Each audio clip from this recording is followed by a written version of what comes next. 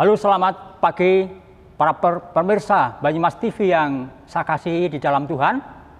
Pada saat ini kita akan bersama-sama mempersiapkan hati kita untuk kita mendengarkan firman Tuhan.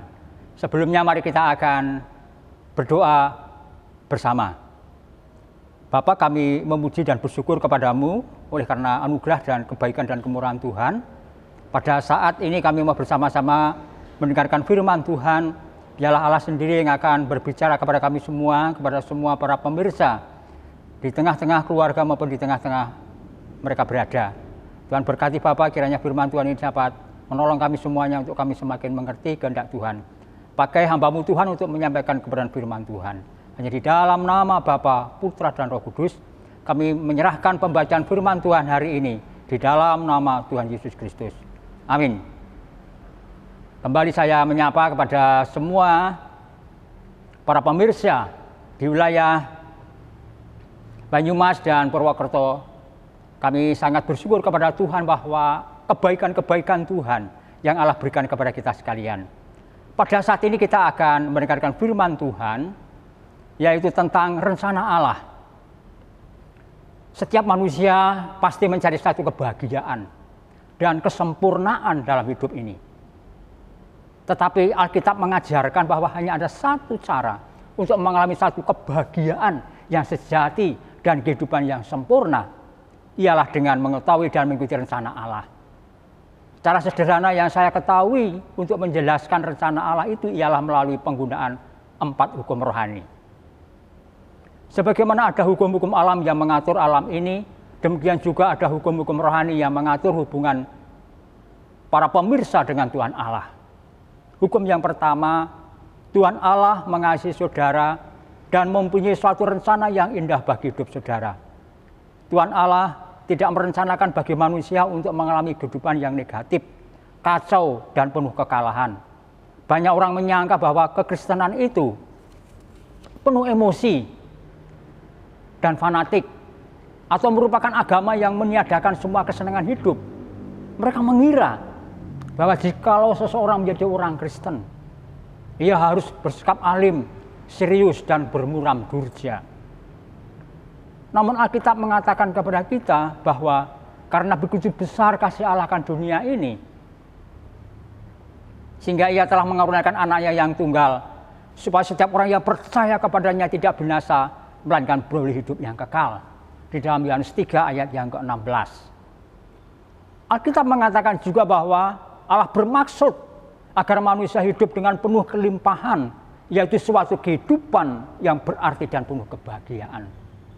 Para pemirsa yang saya hormati dan saya kasihi, Yesus berkata, "Aku datang supaya mereka mempunyai hidup dan mempunyainya dalam satu kelimpahan." Yohanes 10 ayat 10b. Apakah sebabnya banyak orang tidak pernah mengalami kehidupan yang berkelimpahan dan penuh kebahagiaan ini? Sebab hukum yang kedua mengatakan manusia penuh dosa dan terpisah dari Tuhan Allah, sehingga ia tidak dapat mengetahui serta mengalami kasih dan rencana Allah bagi hidupnya. Alkitab mengatakan karena semua orang telah berbuat dosa dan telah mengalami kemuliaan Allah, telah kehilangan kemuliaan Allah. Roma 3 ayat 33. Manusia diciptakan untuk bersekutu dengan Tuhan Allah, akan tetapi karena kekerasan hatinya, ia memilih jalannya sendiri sehingga persekutuannya dengan Tuhan Allah terputus. Tindakan ini diwujudkan dengan sikap melawan atau sikap masa bodoh, yaitu suatu sikap yang menurut Alkitab dinamakan dosa. Alkitab mengatakan sebab upah dosa ialah maut. Roma 6 ayat ke-23. Bayangkan di dalam pikiran saudara sebuah jurang yang sangat besar. Pada satu pihak bersemayamlah Allah dan pada pihak lainnya terhadap manusia. Tuhan Allah itu Maha Suci, sedangkan manusia penuh dosa. Sebuah jarak yang tidak dapat dijembatani memisahkan keduanya. Para pemirsa yang saya hormati dan saya kasihi, Manusia selalu berusaha untuk mencari Tuhan Allah dan kehidupan yang penuh kebahagiaan melalui usahanya sendiri, yaitu kehidupan yang baik, etika, filsafat dan lain-lain. Namun gagal disebabkan karena dosanya. Agustinus, salah seorang filsuf besar sepanjang abad, mengatakan, "Engkau telah menciptakan kami untuk dirimu sendiri, oh Tuhan. Dan hati kami senantiasa gelisah sebelum mendapat perhentian di dalam Dikau." Pascal, seorang ahli filsuf dan ahli ilmu alam yang terkenal, mengatakan, di dalam hati manusia ada suatu kekosongan yang tidak dapat dipuaskan oleh ciptaan apapun kecuali oleh Allah Pencipta yang dikenal di dalam Yesus Kristus. Hukum yang ketiga memberikan kita jalan keluar dari kesulitan ini. Yesus Kristus adalah satu-satunya jalan keselamatan yang telah ditentukan oleh Tuhan Allah untuk keampunan dosa manusia. Melalui Dia, saudara dapat mengetahui dan mengalami kasih dan rencana Allah bagi saudara.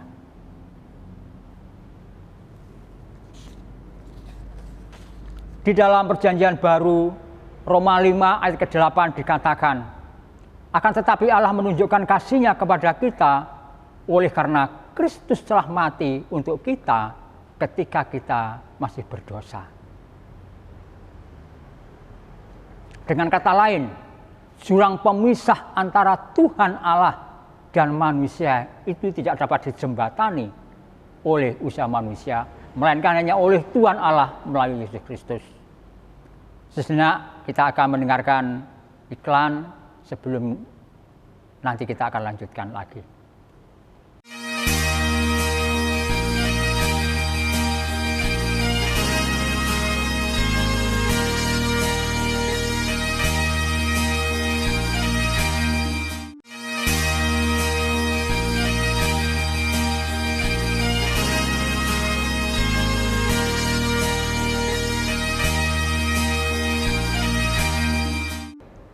Mari kita bersama-sama kita menyimak kembali bahwa agama dan filsafat telah dinyatakan sebagai usaha yang terbaik dari manusia untuk mencari Allah. Sedangkan kekristenan adalah suatu usaha Allah untuk menemukan manusia. Saya kembali menekankan di sini bahwa agama dan filsafat telah dinyatakan sebagai usaha yang terbaik dari manusia untuk mencari Allah. Sedangkan kekristenan adalah usaha Allah untuk menemukan manusia. Nah, siapakah Yesus Kristus ini? Yang lebih dari siapapun yang pernah hidup mempunyai kuasa untuk menjembatani jurang antara Tuhan Allah yang Maha Suci dan manusia yang berdosa itu. Kehidupan Yesus Kristus, tanda yang ajaib yang diperbuatnya, perkataan yang diucapkannya, kematiannya di kayu salib, kebangkitannya, kenaikannya ke surga, semuanya menunjukkan bahwa Ia bukan manusia biasa, tetapi lebih daripada itu, sebagaimana yang telah dinyatakan sendiri. Aku dan Bapa adalah satu, Yohanes 10 ayat ke-30. Di dalam Yohanes 14 ayat ke-9, barang siapa telah melihat aku, ia telah melihat Bapa. Para pemirsa yang saya hormati dan yang saya kasihi, adalah sangat menarik untuk mempertimbangkan bahwa Yesus menyatakan dirinya Allah. Ia disebut pencipta satu pandangan hidup yang baru. Sungguh sangat menarik di mana saja berita ini disebarkan. Kehidupan baru, harapan baru, dan tujuan hidup menjadi nyata. Apakah Yesus dari Nazaret adalah benar sesuai dengan apa yang dikatakannya, yaitu anak Allah, penyelamat umat manusia? Ataukah Ia adalah pembohong terbesar yang pernah dikenal di dunia? Jika pernyataan ini tidak benar, berarti suatu kebohongan telah mengambilkan lebih banyak kebaikan daripada apa yang dapat dicapai oleh kebenaran itu sendiri.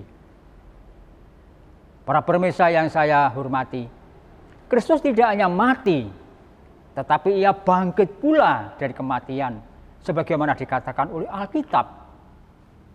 Kristus telah mati karena dosa-dosa kita.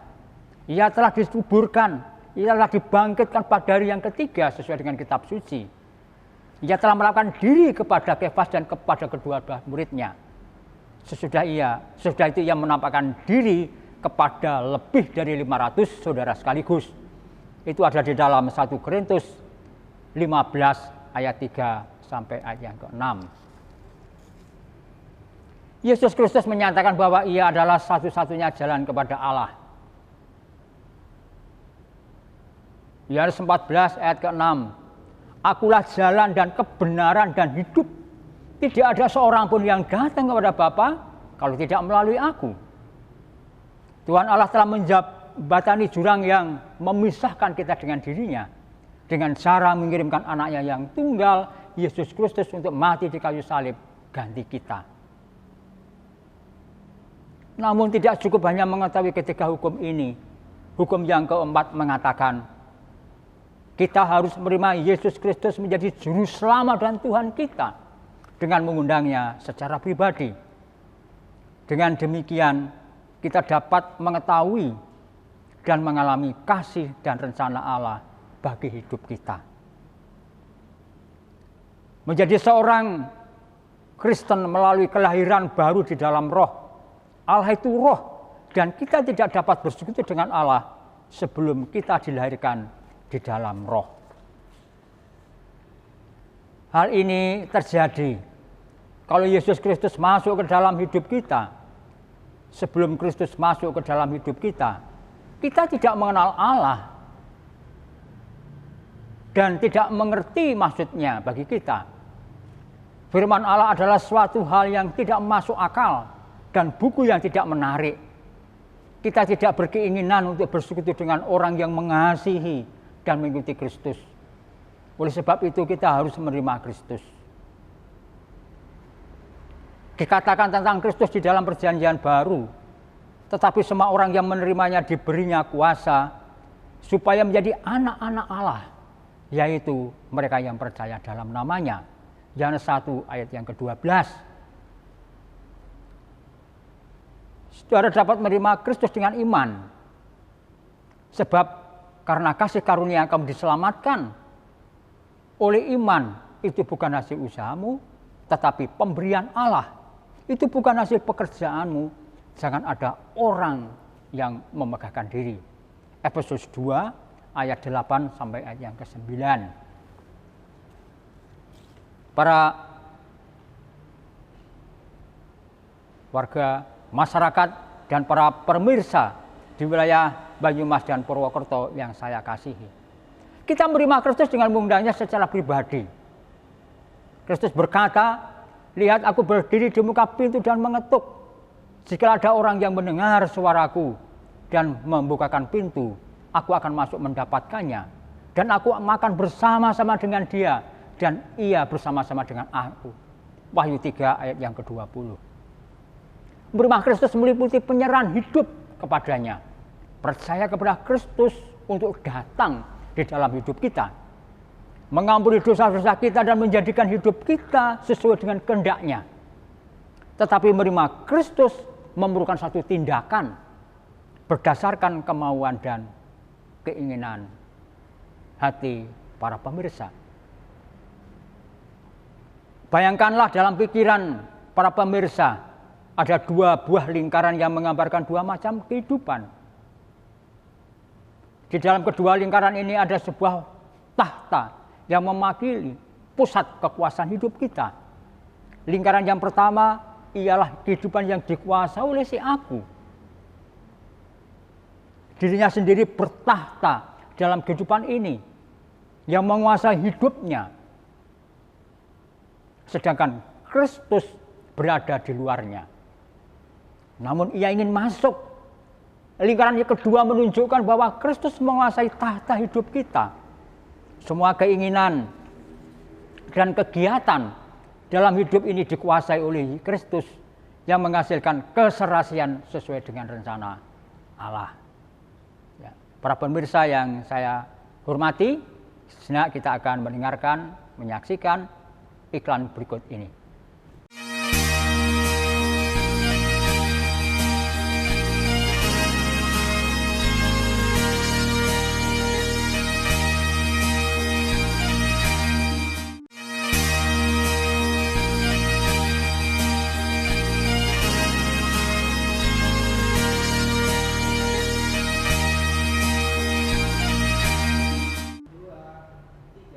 Mari kita simak berikut ini. Mari kita bersama-sama kita akan melanjutkan. Seperti kembali saya katakan bahwa kehidupan setiap saudara yang hadir di sini termasuk pada salah satu dari antara kedua lingkaran. Sekarang ada dua pertanyaan penting yang perlu saudara tanggapi. Pertama, lingkaran manakah yang mencerminkan kehidupan saudara? Apakah lingkaran yang dikuasai oleh dirinya sendiri, di mana di dalam hatinya bertahta di dalam hidup kita, di dalam diri kita. Yang menguasai di dalam dirinya itu segala egois kehidupan kita. Tetapi berbeda dengan yang kedua, lingkaran manakah yang saudara ingin akan mencerminkan kehidupan saudara seperti kehendak Tuhan. Jika para pemirsa ingin Kristus bertahta di dalam hidup para pemirsa dapat menerima Kristus sekarang ini melalui doa. Tuhan Allah mengetahui isi hati saudara dan tidak bergantung pada kata-kata saudara. Saudara membuka pintu hati saudara bagi Tuhan Yesus dengan berdoa sebagai berikut. Tuhan Yesus, saya memerlukan Dikau. Saya membuka pintu hatiku dan menerima Dikau sebagai Juru Selamat dan Tuhanku. Terima kasih karena Tuhan telah mengampuni dosa-dosaku. Kuasailah tata hatiku, bentuklah saya menjadi seorang pribadi yang sesuai dengan kehendak Tuhan. Amin. Bapak, Ibu, para pemirsa yang saya kasihi di dalam Tuhan, apakah doa ini menyatakan keinginan hati Bapak, Ibu, Saudara? Jika demikian, ucapkanlah doa ini sekarang juga, maka Kristus akan masuk ke dalam hidup para pemirsa sesuai dengan janjinya. Selama saya berbicara kepada saudara pada pagi, banyak di antara para pemirsa akan berkata, sungguh hal ini menggugah hati saya. Namun saya belum yakin bahwa saya sudah mengundang Tuhan Yesus datang ke dalam hidup saya atau belum. Kita sudah berbicara tentang Tuhan Allah, dan sebagai penutup, marilah kita berbicara kepadanya di dalam doa. Saya akan mengulangi doa tadi. Jika ada di antara saudara-saudara yang mau membuka hati untuk menerima Tuhan Yesus, saudara dapat berdoa sekarang ini juga di mana saja saudara berada. Ingatlah, jika para pemirsa berdoa sekedar mengucapkan suatu rumusan doa tanpa iman, maka Tuhan Yesus tidak akan datang ke dalam hati dan hidup para pemirsa. Janji Tuhan Yesus yang telah saya kutip tadi menegaskan, lihat aku berdiri di muka pintu dan mengetuk. Jikalau ada orang yang mendengar suaraku dan bukan pintu, aku akan masuk mendapatkannya. Dan aku makan bersama-sama dengan dia, dan ia bersama-sama dengan aku. Satu hal yang tidak dapat Tuhan Yesus perbuat adalah berbohong. Ketika Bapak Ibu Saudara berdoa mengundang Tuhan Yesus masuk ke dalam hidup Bapak Ibu Saudara, percayalah bahwa ia akan masuk ke dalam hidup Bapak Ibu Saudara sejanjinya. Saudara percaya kepadanya, bukanlah kata-kata saudara, ucapkanlah melainkan sikap hati Bapak Ibu Saudara yang penting. Mari kita berdoa, berdoalah lambat-lambat, kalimat demi kalimat, agar mereka dapat mengulangi doa itu di dalam hati mereka. Mari kita tundukkan bersama-sama kepada Bapak Ibu yang memiliki keinginan dan kerinduan, ada kehausan rohani dalam hidupnya. Kalau saat ini ketika Bapak Ibu di hadapan Tuhan, bahkan saat ini ketika saya menyampaikan kerinduan tadi, mari kita tundukkan kepala. Kita akan berdoa. Jika di antara Bapak Ibu Saudara ada yang mau terima Tuhan Yesus, mari bersama-sama kita tundukkan kepala dan Bapak Ibu dapat mengikuti doa-doa saya. Mari kita berdoa. Tuhan Yesus, saya memerlukan Dikau. saya membuka pintu hatiku dan menerima Dikau sebagai Juru Selamat dan Tuhanku. Terima kasih karena Tuhan telah mengampuni dosa-dosaku. Kuasailah tata hatiku, bentuklah saya menjadi seorang pribadi yang sesuai kehendak Tuhan.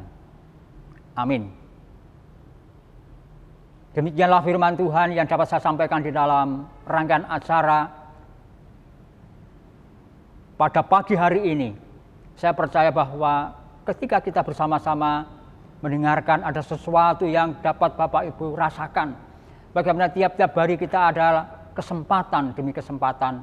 Bagaimana kita merenungkan dalam perjalanan hidup yang penuh dengan berbagai masalah persoalan ini. Tuhan akan memberikan pertolongan kepada kita sekalian. Bapak Ibu saudara-saudara yang saya hormati dan semua para pemirsa Banyumas TV yang saya hormati pula, saat ini saya akan berdoa bagi Bapak Ibu saudara ada yang sedang dalam persoalan, tantangan, atau juga ada yang sedang mengalami sakit penyakit. Saya akan berdoa untuk Bapak Ibu semua. Kesempatan yang sangat indah ini kita akan bersama-sama menyerahkan kepada Allah yang sanggup menolong kita sebagai janjinya tadi. Mari kita akan berdoa, dan bagi Bapak Ibu atau para pemirsa Banyumas TV yang saat ini hadir mau didoakan oleh karena sakit, saya akan berdoa. Bagi saudara yang lemah, yang sedang mulai pergumulan, saya juga akan berdoa. Bapa yang penuh kasih, Bapa yang penuh kuasa, pada kesempatan ini ya Tuhan, kami sangat bersyukur oleh karena firman Tuhan dan janji-Mu tadi. Oleh karena Kristus bertahta di dalam hati dan hidup saya. Saat ini kami percaya yakin bahwa Roh Allah bekerja di dalam hati dan hidup saya pula. Tapi kami ada di tengah-tengah situasi di mana kondisi saya saat ini dalam kondisi yang sakit. Oleh karena-Mu tolonglah ya Bapa, ada bagian organ tubuh yang lemah, ada organ tubuh yang mengalami sakit, ada organ tubuh yang sedang di dalam kelemahan tubuh. Hari ini kami percaya bahwa Allah berdaulat, Allah yang juga merasakan akan keluhan dan penyakit yang kami alami, saya alami. Oleh karena itu pada saat ini kami berdoa ya Tuhan. Tolonglah Bapak, kalau ada pemirsa yang sedang mengalami sakit saat ini, hamba berdoa di dalam nama, kuasa dan dalam bilur dan kuasa darah Tuhan. Biarlah Engkau akan pulihkan, Engkau sembuhkan segala penyakit, Engkau sembuhkan Bapak di dalam kuasa darah Tuhan Yesus, dan Engkau singkirkan dari tubuh pemirsa yang saat ini menyaksikan dan mengalami mujizat kesembuhan.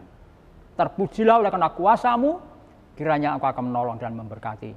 Bagi yang lemah, bagi yang sedang mengalami pergumulan ekonomi rumah tangga, Tuhan tolonglah mereka, berikan jalan keluar, berikan pengampunan, pertolongan, dan berikan kemampuan bagi mereka.